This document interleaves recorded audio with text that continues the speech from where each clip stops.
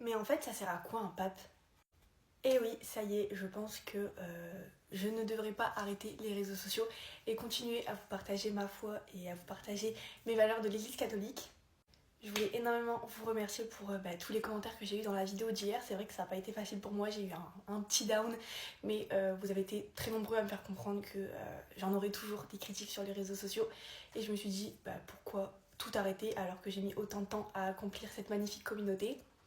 Donc aujourd'hui on est reparti avec une vidéo que vous m'avez énormément posée, mais en fait ça sert à quoi un pape en tant que chrétien?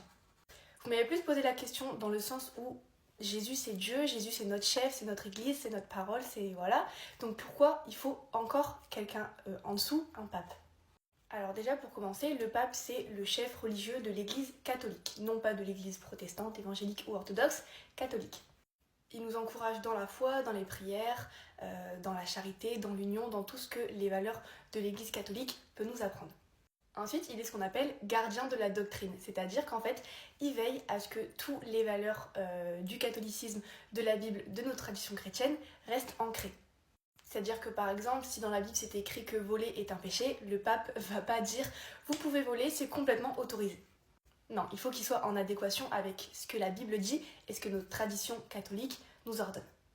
Malgré que ce soit le chef de l'église catholique, il maintient l'unité dans toutes les églises différentes, protestantes, orthodoxes, évangéliques, etc. Et en fonction des différents conflits, des différentes guerres qu'il pourrait avoir dans nos églises, il a le droit d'intervenir et de régler le conflit.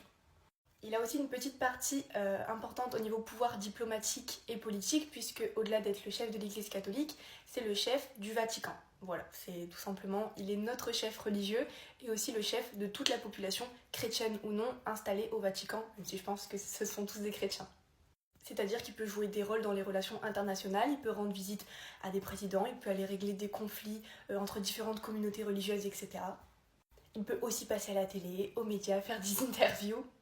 Et enfin, il est un énorme symbole de paix et de justice, c'est-à-dire que c'est vraiment lui qui va essayer de nous maintenir en paix, en justice, en unité au sein de toutes nos églises. Et même pas que entre les chrétiens, même entre toutes les religions. Comme je vous ai dit, il aura le droit d'intervenir dans différentes guerres, que ce soit entre nous chrétiens ou même autres religions, chrétiens musulmans, chrétiens juifs, chrétiens bouddhistes, etc. Et enfin le plus important, et pourquoi nous catholiques respectons le pape et pourquoi nous croyons au pape, tout simplement parce que dans la tradition chrétienne, il serait le successeur de Saint Pierre.